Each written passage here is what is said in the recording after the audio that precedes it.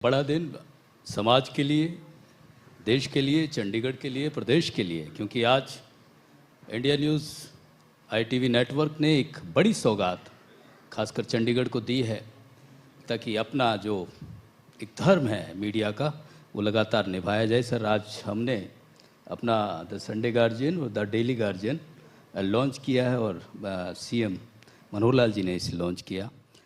मैं सर आपका नाम शत्रुजीत और पहला समाज में शत्रु की बात करें आपके लिहाज से वो क्या हैं और उनको जीतने की क्या कुछ योजना है वो हमारे दर्शकों को बताइए। जी, सबसे पहले तो इंडिया न्यूज़ ग्रुप को बहुत बहुत बधाई। आपने संडे गार्जियन और द गार्जियन दोनों लॉन्च किए हैं चंडीगढ़ में और आपको बहुत बहुत शुभकामनाएं। बहुत धन्यवाद। आपके प्रश्न की अगर बात करें तो मैं यही कहूँगा कि जो डेविएंट बिहेवियर है वो एक समस्या हमेशा से रही है समाज में, हर समाज में रहती है, केवल भारत में नहीं, हर सोसाइटी में, हर देश में, जहाँ पे एक वर्ग समाज का कानून को नहीं मानता या कानून के विरुद्ध चलना चाहता है और अपने से कमज़ोर को, अपने से निर्बल को दबाना चाहता है। तो रूल ऑफ लॉ है हमारे देश में, लोकतंत्र है और लोकतंत्र में सभी को समान अधिकार हैं। तो जिसकी लाठी उसकी भैंस का जो पुराने ज़माने में एक नियम होता था वो अब नहीं है। सभी बराबर हैं, निर्बल भी बराबर बैठता है, चाहे किसी भी वो समाज से हो, किसी धर्म से हो, किसी जाति से हो, तो सबके समान अधिकार हैं हमारे देश में। तो उन लोगों के सारे अधिकार सुनिश्चित करना ये सबसे बड़ी एक जिम्मेदारी है और वो लॉ इन्फोर्समेंट एजेंसीज़ पे आती है। तो वो उसमें अगर स्पेसिफिक बात करें तो हमारे जो वल्नरेबल ग्रुप्स हैं, 50% महिलाएं हैं समाज में, फिर हमारे बुजुर्ग हैं, बच्चे हैं और शेड्यूल्ड कास्ट और माइनॉरिटीज़, ये ऐसे वल्नरेबल ग्रुप्स हैं। कुल मिला के अगर हम इसको देखें तो लगभग 80 से 85% जनसंख्या हमारी इनमें कवर हो जाती है। तो इनको बचाना है बचे हुए 15% से और इनके अधिकार इनको दिलवाने हैं। तो ये एक, और इसी से जुड़ा हुआ मुद्दा नशे का है जी। नशा एक बड़ी समस्या बनती जा रही है, तो उसको डील करना। फिर कुछ टेक्नोलॉजी से जुड़े हुए चीज़ें हैं, जैसे साइबर क्राइम्स का टेक्नोलॉजी का ऐसा प्लेटफॉर्म मिल गया तो जो पहले ठगी करते थे लोग उनको फिज़िकली आना पड़ता था, अब फिज़िकल उनको खुद आने की आवश्यकता नहीं है। वही चीज़ इंटरनेट के माध्यम से या वही मोबाइल फ़ोन का इस्तेमाल करके काम वही है, ठगी है, लेकिन टेक्नोलॉजी एक माध्यम बन गया, उससे उनको बिना मिले एनोनिमिटी मिल गई और उसका एक मिसयूज़ करके वो लोग ये क्राइम कर रहे हैं। तो वो एक बड़ी समस्या है। तो साइबर क्राइम्स, ड्रग्स और वल्नरेबल ग्रुप्स को की प्रोटेक्शन, ये 3 मेजर एरियाज़ हैं जिन पे हमें ध्यान देना है। DGP हरियाणा ने ये समाज के दुश्मनों की बात की और सर लगातार बता ही रहे हैं और इसी ये बड़ा शर्म का विषय, खासकर बड़ी चीज़ें होती है, महिलाएं जिस तरह से अमूमन हेडलाइन बनती है, उनके प्रति जो अपराध बढ़ता हुआ लगातार होता है, लेकिन हरियाणा पुलिस किस तरह से उन्हें सुरक्षित महसूस करा रही है, कौन कौन से ऐसे कदम हैं जो ज़मीन पर कारगर साबित हो रहे हैं और आप कैसे देखते हैं कि क्या ये जो कदम हैं ये काफ़ी हैं? जी, जैसा मैंने बताया कि आधी जनसंख्या है हमारी महिलाओं की और इसमें 2 एक ऐसे मुद्दे हैं जिस पे हमें फोकस हमने शुरू में किया है। एक है ट्रांसपोर्ट, घर से जब महिला चलती है और वर्क प्लेस तक जाती है या एजुकेशनल इंस्टीट्यूशन जहाँ वो पढ़ती है लड़की, वहाँ तक आने जाने का जो वक्त है उस वक्त वो असुरक्षित महसूस करती है, या फिर जहाँ पे वर्क प्लेस पे और जहाँ भी वो काम करती है एजुकेशनल इंस्टीट्यूशन में। तो इन दोनों जगह पे हमें फोकस करना है, ट्रांसपोर्ट पे भी, और जो ऐसे हॉटस्पॉट्स हैं हमारे जो क्राइम अगेंस्ट वीमेन के पॉइंट ऑफ व्यू से, कुछ मार्केट्स होती हैं हर जगह, कुछ ऐसे ईटिंग जॉइंट्स हैं जहाँ पे कोई ना कोई गलत किस्म के लोग, या वो पॉइंट जहाँ बस स्टैंड है या ऑटो स्टैंड है जहाँ पे महिलाओं का कुछ जमावड़ा होता है जी, और वहाँ पे इस किस्म के तत्व ज़्यादा एक्टिव हो जाते हैं। तो ऐसे पॉइंट्स को चिन्हित करना उनको क्राइम अगेंस्ट विमेन के हॉटस्पॉट्स उनको सिक्योर करना, ये एक बड़ी बात है, बड़ी प्रायोरिटी है। और दूसरा जो हमारी ट्रांसपोर्ट का, उसमें ऑटोज़ का बहुत इस्तेमाल होता है, महिलाएं ऑटो इस्तेमाल करती हैं, शेयर्ड ऑटोज़ हैं। ऐसे ही गाँव के एरिया में देखें तो जीपें चलती हैं या कुछ ई रिक्शा वगैरह भी चलते हैं। तो इन सब का हम डेटाबेस बना रहे हैं। डेटाबेस में ड्राइवर की पूरी डिटेल्स, मालिक कौन है, उसका मोबाइल नंबर क्या है, वो सारी चीज़ें, हमारा डेटाबेस लगभग आधे से भी ज़्यादा बन गया पूरी प्रांत में। और उसका सारा वो 112 हमारा जो कॉल सेंटर है, हमारा जो हेल्पलाइन है, इमरजेंसी रिस्पॉन्स सिस्टम है, जहाँ पे वहाँ पे उसको रखा जा रहा है।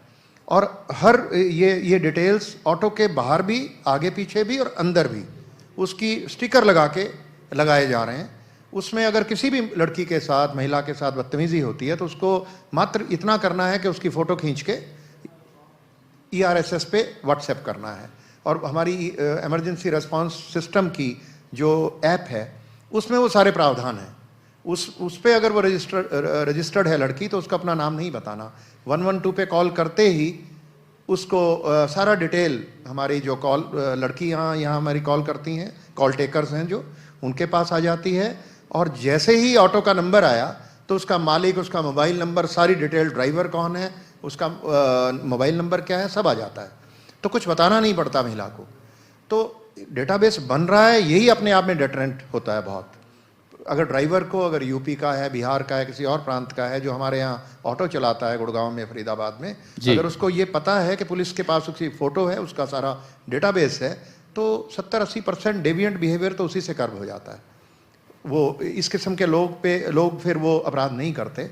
और जो बचे हुए हैं उनके कोई भी दिक्कत करेगा तो उस पर तुरंत एक्शन करने का प्रावधान किया है। और एक और बड़ी अच्छी चीज़ हमने शुरू की, अभी वो पॉपुलराइज नहीं हुई, उसको मैं चाहूँगा कि आपके माध्यम से पॉपुलराइज हो, वो है ट्रिप मॉनिटरिंग की। कभी कोई महिला दफ्तर में लेट हो गई, रात के 11 बज गए, प्राइवेट सेक्टर में अक्सर होने लग गया है, लड़के लड़कियों में फ़र्क नहीं रह गया, बॉसेस रोक लेते हैं। तो 11 बज गए, अब उसको चिंता होती है, माँ बाप को चिंता होती है, तो उसको ऑटो लेना है, उबर लेनी है, तो वो हमारे 112 को कॉल करेगी, तो वो ट्रिप मॉनिटरिंग करते हैं। यानी करना कुछ नहीं है उसमें, हम उसकी वो एक लिंक भेज देते हैं, लिंक पे अपना डिटेल डाल देती हैं वो, और उसके बाद हम कुछ समय के बाद, अगर उनको 3 घंटे दूर जाना है या 2 घंटे दूर जाना है, तो हर घंटे बाद एक कॉल आएगी और उनका जो कुशल है वो पूछ लेते हैं। और घर पहुंचने के बाद फिर एक कॉल कर लेते हैं। जो माँ का काम है वो हमारा 112 वाला कर लेता है। हम लड़कियां हैं हमारी भी, तो वो वही काम कर लेती हैं। तो माँ बाप का जोरदार एक तालियां रोल हो है। जाएं। बहुत शानदार और सराहनीय मुहिम है तो हरियाणा ये पुलिस चीज़ की। अभी पॉपुलराइज धीरे धीरे हो रही है। तो मैं चाहूँगा कि आपके दर्शकों के माध्यम से अपनी लड़कियां, जो अपने घर की, परिवार की महिलाएं हैं, जो प्राइवेट सेक्टर में काम करती हैं, गवर्नमेंट सेक्टर में काम करती हैं, या किसी यूनिवर्सिटी में हॉस्टल में रहती हैं, कभी बाहर जाना पड़ता है ईटिंग आउट के लिए, कुछ भी, तो अपना ट्रिप मॉनिटरिंग में रजिस्टर कर सकते हैं और उससे फिर हम मॉनिटर कर लेते हैं। क्या बात है, आप अकेले नहीं हैं, किसी भी स्थिति में अकेले नहीं हैं। और खासकर महिलाओं के लिए ये बड़ी सौगात हरियाणा पुलिस की तरफ से डीजीपी साहब ने ये बड़ा सख्ताई के साथ, और ख़ासकर उन लोगों को एक बड़ी चेतावनी और चुनौती है जो महिलाओं को एक सॉफ्ट टारगेट की तरह देखते हैं। उन, चाहे वो कैब ड्राइवर्स हों या ऑटो ड्राइवर्स हों या दूसरे लोग हों, उनका पूरा डेटा हरियाणा पुलिस के पास होगा। एक और चीज़ है सर, ये लोकेशन भी आप लोग उनको भी रजिस्टर करा रहे हैं कि महिलाएं अपनी लोकेशन अपने बारे में रजिस्टर करें तो पुलिस अपने आप ही ट्रेस कर लेगी। कुछ कैसी स्थिति है, उस पर भी प्रकाश डाल दीजिए। वो हमारी जो 112 हमारा डायल 112 का सिस्टम है, वो बहुत ही एलैबोरेट है। आपको शायद आपने पढ़ा भी होगा, सुना भी होगा। हमारा जो एवरेज है 8 मिनट 20 सेकंड के करीब आती है रेस्पॉन्स टाइम की। तो करीब 700 के करीब इनोवा व्हीकल्स हैं जिसमें पुलिस 24 घंटे पूरी स्टेट में तैनात है। और उनको कोई भी कॉल, जब भी कोई 112 पे कॉल करता है तो जो फ्री होती है, ये ERV बोलते हैं हम इसको, इमरजेंसी रिस्पांस व्हीकल, उसको डिप्यूट किया जाता है। और ये टेक्नोलॉजिकली होता है, कोई बोलना नहीं पड़ता किसी को। तो यहाँ से ERV को डिप्यूट करते हैं और वो मौके पे पहुँच के वो उसकी रिपोर्ट देते हैं कि क्या निकला और क्या उसमें कौन आदमी था, क्या परेशानी थी, उसको रिजॉल्व करते हैं, फिर रिपोर्ट करते हैं। फिर दोबारा वो फ्री हो जाती है, उसके बाद वो पूल में चली जाती है, नेक्स्ट कॉल के लिए फिर डिप्यूट किया जाता है। तो ये जो पूरा नेटवर्क बन गया, इसके लिए यहाँ 112 का एक बड़ा सेंटर है, बहुत बड़ा एक फैसिलिटी पंचकुला में क्रिएट की गई है और वहाँ सैकड़ों की तादाद में एम्प्लॉयज़ काम करते हैं कॉल सेंटर की तर्ज पर। तो वहाँ से ये सारा हम कंट्रोल करते हैं। और ये महिलाओं का जो सुरक्षा का भी सिस्टम है, 1930 है साइबर क्राइम्स, ऐसे महिला हेल्पलाइन है 1091, वो सारी इंटीग्रेट कर दी गई हैं 112 पे। उनको कोई भी कॉल करेगा तो यहीं आती है और यहीं से वो सारी गाड़ियाँ डिप्यूट होती हैं। तो जो ऑटोज़ का भी डेटाबेस है या जीपों का, जो भी प्राइवेट व्हीकल्स हैं, उनका जो डेटाबेस है वो भी सारा 112 के साथ इनके सर्वर के ऊपर डाल दिया गया है। तो जैसे ही वो अपने रजिस्टर करती हैं, इनकी एक ऐप भी है। हम एनकरेज करते हैं कॉलेजेस में जाके, वर्क प्लेसेस पे जाके, कि आप जितनी महिलाएं, वर्किंग विमेन और जो कॉलेज गोइंग लड़कियां हैं, ये 112 की ऐप ज़रूर डाउनलोड करें। उनकी मोबाइल पे इतनी ऐप हम डाउनलोड करते हैं, एक और हो जाएगी। और इसका इतना फ़ायदा है कि उसके बाद उसको बताने की आवश्यकता नहीं है। एक बार अगर कॉल किया, उसको पता है कि कौन लड़की है, क्या नाम है, कहाँ रहने वाली, नॉर्मल प्लेस ऑफ स्टे कहाँ है। उसको तो फिर अगर ट्रिप मॉनिटरिंग करानी है तो सिर्फ ये बताना है कि मुझे आज रात को 10 बजे अपने दफ्तर से निकलना है और उस वक्त मेरे को कालका जी जाना है, जहाँ भी जाना है। अब गुड़गांव में कोई जगह है, फरीदाबाद जाना है, किसी भी जगह जाना है, तो वो एक डेस्टिनेशन पॉइंट और जो स्टार्टिंग पॉइंट और रफ टाइम क्या होगा, और जब चलना है फाइनली तो एक कॉल और कर देनी है कि अब मेरी ट्रिप शुरू हो रही है, देन वी विल मॉनिटर। तो ये सारी चीज़ें हैं। और डेटाबेस बन गया ऑटोज़ का, वो एक डेटरेंट है बड़ा। फिर हॉटस्पॉट्स जो थे वीमेन के लिए, जो दिक्कत जहाँ होती है, वहाँ डेकॉय भी हमारी लड़कियाँ हैं। अब लकीली 5000 पुलिस की लड़कियाँ हमारे पास, 50,000 की मैन पावर है, उसमें 5000 महिलाएं हैं।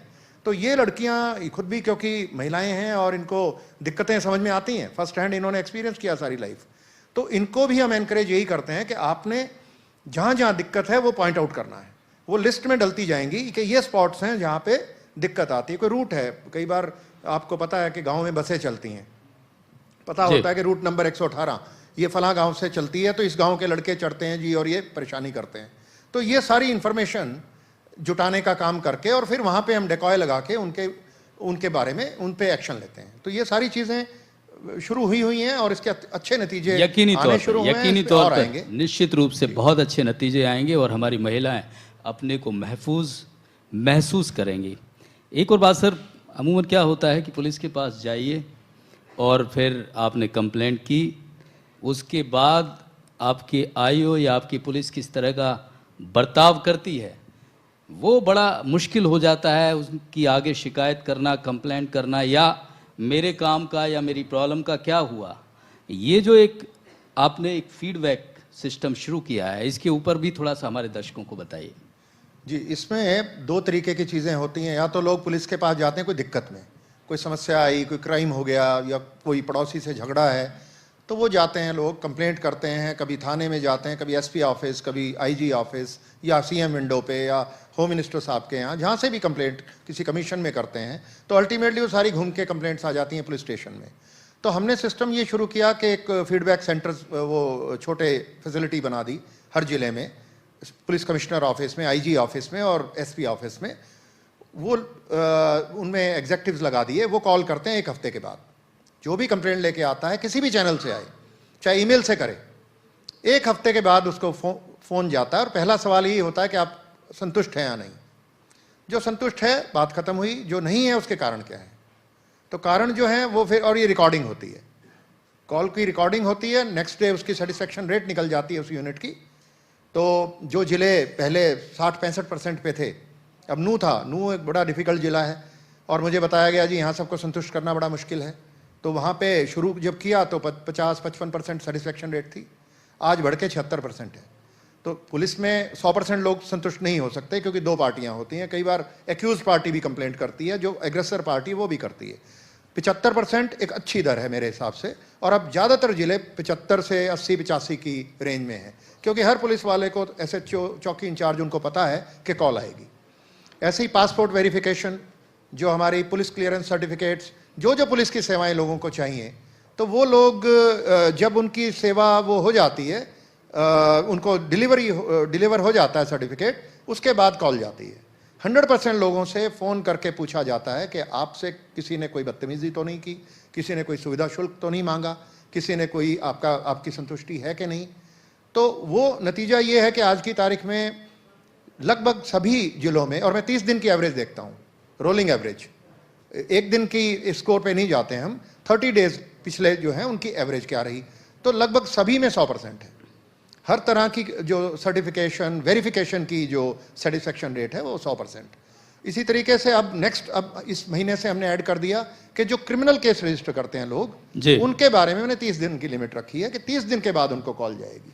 कोई भी क्राइम हो गया, चोरी हो गई, कुछ भी हुआ, FIR दर्ज कराई तो 30 डेज के बाद कॉल जाएगी कंप्लेनेंट को कि आप बताएं आपकी संतुष्टि है कि नहीं, और नहीं है तो क्यों नहीं है। तो ये सारी चीजें हैं जो एक मॉनिटरिंग शुरू हो। तालियां बनती हैं हरियाणा पुलिस के लिए। DGP हरियाणा लगातार ये बात कह रहे हैं कि अपराधियों आपकी तो खैर नहीं है, अपनी पुलिस को भी चेता रहे हैं कि आप जब कोई कंप्लेंट करता है तो आपकी पूरी जिम्मेवारी है कि वो संतुष्ट होने चाहिए। सर, एक और बात आती है, ऐसे लगता है साइबर क्राइम जिस तरह से बढ़ रहा है उसमें ऐसे लगता है, आम लोगों को लगता है कि पुलिस बहुत पीछे है। एक बार ये भी दर्शकों को बता दीजिए कि पुलिस भी बहुत टेक्निकली साउंड है, मजबूत है, उन पर नकेल कसने के लिए वो रोज़ कोई ना कोई नए तरीके लाते हैं और लोगों को ठगते हैं, लगातार शिकार हो रहे हैं। साइबर क्राइम्स का जो मुद्दा है बड़ा महत्वपूर्ण है। ये जैसा मैंने बताया ठगी है, पुराने ज़माने में ठगी मिलके होती थी, अब ये टेक्नोलॉजी के माध्यम से होने लगी है, चीज़ वही है। तो अब इसको काउंटर करना है तो एक तरह से ये कहें कि कंप्यूटर से वो कर रहे हैं तो कंप्यूटर को तो कंप्यूटर ही हराएगा, उसको उसकी स्पीड को ह्यूमन बीइंग मैच नहीं कर सकता, तो टेक्नोलॉजी को टेक्नोलॉजी से ही काउंटर कर सकते हैं। तो हमारा अब लकीली ये सारी जो फैसिलिटीज़, हमारी 1930 एक हेल्पलाइन है नेशन वाइड 2020 में बनाई गई मिनिस्ट्री ऑफ होम अफेयर्स में, बहुत इफेक्टिव चीज़ है, इस्तेमाल नहीं होती, कम होती है, क्योंकि जो हमारे लोग हैं जब वो ठगे जाते हैं तो एक गिल्ट फीलिंग आ जाती है, जो मुझे समझ में आता है कि वो बहुत सारे लोग तो बताने से भी कतराते हैं कि इस तरीके से इतनी आसानी से वो ठग लिए गए। जो लोग सारी जिंदगी अपने आप को 30 मार का समझते रहे, ये जो बहुत सारे रिटायर्ड लोग, बहुत सारे सीनियर पोजीशन से निकले हुए लोग, वो भी ठगी का शिकार हो जाते हैं। लालच एक ऐसी चीज़ है जो आदमी से कुछ भी करा देती है। तो वो जो गोल्डन आवर होता है, गोल्डन आवर निकल जाता है हमारे लिए। अगर पहले 3 घंटे 4 घंटे में अगर इंफॉर्मेशन आ गई 1930 पे, तो 1930 के पीछे जो लोग हैं वो हमने मजबूत कर दिया सिस्टम। पहले एक टीम थी, उसको मैंने डबल कर दिया। बैंकों से हमने बात की, बैंकों का चैनल है, बैंकों के बिना नहीं हो सकती ठगी, क्योंकि पैसा बैंक के माध्यम से ही जाता है, किसी ना किसी के अकाउंट में डलता है। वो लोग अनसस्पेक्टिंग होते हैं, कोई गरीब मजदूर, कोई दूसरा, उसको पता नहीं होता कि उसका अकाउंट इस्तेमाल किया जा रहा है ठगों के द्वारा। किसी ना किसी लालचवश वो अपना अकाउंट दे देते हैं उनको। तो वो सारे बैंकों के साथ हमने टाई अप किया, और जो हमारे बड़े बैंक्स हैं उनके नोडल ऑफिसर वो लगा दिए गए हैं। छुट्टी के दिन पहले अवेलेबल नहीं होते थे, 5 बजे के बाद अवेलेबल नहीं होते थे, अब हमने उनको अपने ही कॉल सेंटर में बिठाना शुरू कर दिया, हमारे साथ बैठते हैं। अब रिजर्व बैंक ऑफ इंडिया के गवर्नर के साथ लास्ट वीक हमने मीटिंग कराई, मिनिस्ट्री ऑफ होम अफेयर्स के लोग थे और हमारे भी लोग गए। उनको भी हमने रिक्वेस्ट की है कि साहब आप ड्यू डिलीजेंस बैंकों से करवाएं, क्योंकि बैंक ऐसे कैसे हो सकता है कि किसी के नाम, गरीब मजदूर के नाम अकाउंट खोला और उसको फिर ठग ले गए, उसका ATM भी ले गए, उसका अपना मोबाइल भी डलवा लिया उसमें, और ताकि OTP उसके पास आता रहे, और उसका ATM कार्ड और वो सारे ले जाते हैं, थोड़ा छोटा लालच दे करके। तो ये सारी चीज़ें बैंकों के साथ टाई अप, टेलीफोन कंपनियों से भी टाई अप चल रहा है, मैन पावर भी हमने डबल की।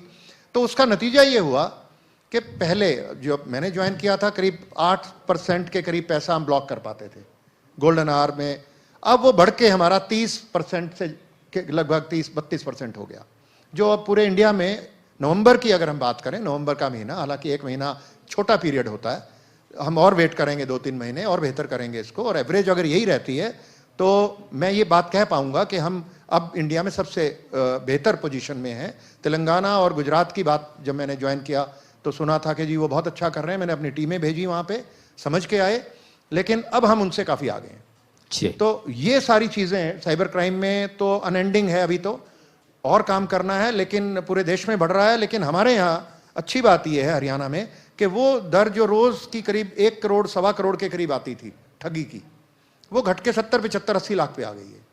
तो ये 20% की रिडक्शन, मैं इसको इस तरीके से देखता हूँ कि क्रिमिनल्स भी वॉच करते हैं कि कहाँ पे पुलिस सजग है, तो वो उस एरिया को छोड़ देते हैं। तो ऐसे हमने वेस्ट बंगाल से बहुत कॉल आ रही थी हमारे पास, वो जो जामतारा है वो पुराना हो गया, तो वेस्ट बंगाल हमारे नू से दिक्कत थी। हाँ, जी। नू के लगते हुए राजस्थान के इलाके हैं, वहां से दिक्कत है, तो हमने वेस्ट बंगाल में ही टीम बिठा दी एक। ऐसे ही हमने जो और हॉटस्पॉट्स हैं देश में, जहां से ज्यादा कॉल हरियाणा में आती हैं, वहां भी हमने अपनी टीमें बिठा दी हैं। तो डर बिठाना है निश्चित रूप से, और ये आप लोग कामयाब भी हो रहे हैं जिस तरह से अपराधियों में खौफ फैल रहा है या बढ़ रहा है। और एक आखिरी सवाल सर आपसे करूंगा कि अभी भी ऐसी स्थिति है, हालांकि बहुत सुधार हुआ है, कि आम आदमी को पुलिस के पास जाने से डर लगता है। अभी भी एक ऐसी इमेज है कि पुलिस रस्सी का सांप बना देती है। इस तरह की जो चीज़ें हैं, बहुत सुधार हुआ है ये पहले से, लेकिन अभी भी है। उस दिशा में हरियाणा पुलिस की इमेज के लिए क्या कर रही है? ऐसा, इसके एक तो इजी आंसर तो ये है कि जी हम सॉफ्ट स्किल की ट्रेनिंग कराते हैं, ये आसान जवाब है। लेकिन वास्तविक मुद्दा कुछ और है। वास्तविक मुद्दा ये है कि जो हमारे रिक्रूटमेंट होती है वो ज़्यादातर, क्योंकि वो भाग दौड़ और फिजिकल एट्रीब्यूट्स पे ज़्यादा है, वो गांवों से ज़्यादा आती है। और जो जिस वर्ग को आपके साथ इंटरेक्शन ज़्यादा होती है वो शहरी लोग हैं। तो शहर का आदमी और गांव का आदमी उसका एक थोड़ा सा गैप रहता है सोच में। वो गांव का आदमी जब नॉर्मल भी बात करता है तो शायद इनको ये लगता है कि लड़ रहा है। तो इस तरीके की चीज़, और हरियाणवी तो आपको पता है थोड़ा सा अक्खड़ भी होता है, और उसका वो प्यार भी करता है तो थोड़ा इस तरीके से कि दूसरे को लगता है कि ये इस बिहेवियर अच्छा नहीं है। तो हमारा आदमी तो बहुत ही रूरल एरिया से आता है। 50,000 की अगर हरियाणा पुलिस है तो उसमें 1,000-2,000 होंगे जो शहरों से होंगे। बाकी लोग, अब उनको सॉफ्ट स्किल्स की ट्रेनिंग कराओ, जो भी कराओ, तो एक लिमिट से आगे वो उसमें दिक्कतें हैं। तो ये जो समस्या है ये एक स्ट्रक्चरल इशू है। हाँ, सॉफ्ट स्किल की ट्रेनिंग और ये सारा, इसका एक समाधान आएगा जैसा बैंकों में हो गया। अब बैंक में जाने की आवश्यकता नहीं होती। एक स्टेज आएगी जब ये 112 और ये सारे हमारे इंटरफेसेस ये बेहतर हो जाएंगे, और ये फीडबैक के सिस्टम और ये सारे ये धीरे धीरे फोर्स करेंगे उन्हीं लोगों को कि अपना बिहेवियर ठीक रखो, नहीं तो कभी ना कभी दिक्कत में आओगे। तो वो चीज़ें हैं, और उनको सिखाना भी है, इंस्पायर भी करना है, और उनका कैपेसिटी बिल्डिंग भी करनी है, साथ साथ मॉनिटरिंग भी करनी है। तो थोड़ा कॉम्प्लेक्स इशू है, ओवरनाइट नहीं हो सकता, लेकिन उस दिशा में बहुत बेहतरी है। मैं इसलिए कह रहा हूं कि 30 साल, मेरे को 34 साल हो गए, आज से 25-30 साल पहले जो चीज़ थी, अब और आज की तारीख में बहुत सारे यंगस्टर उसको महसूस नहीं कर पाते, लेकिन हमें पता है कि बहुत बदलाव आया है। देश बदला है तो ये पुलिस और बाकी सरकारी एजेंसियां भी बदली हैं। निश्चित रूप से हम विकसित भारत और विकसित हरियाणा की बात कर रहे हैं, और उसमें हरियाणा पुलिस का इस तरह का फेस जो आम लोगों को सुरक्षित महसूस कराए, निश्चित रूप से एक नींव का काम करता है। बहुत शुक्रिया sir, thank you so much. Haryana के डीजीपी शत्रुजीत कपूर, उन्होंने पूरी तरह से हरियाणा प्रदेश की जनता को भरोसा दिया है कि वो पूरी तरह से उन्हें महफूज कराएंगे, और कोई भी दिक्कत हो, और खासकर अपने पुलिस वालों को भी चेताया है कि सही व्यवहार रखें जनता के साथ। बहुत शुक्रिया सर।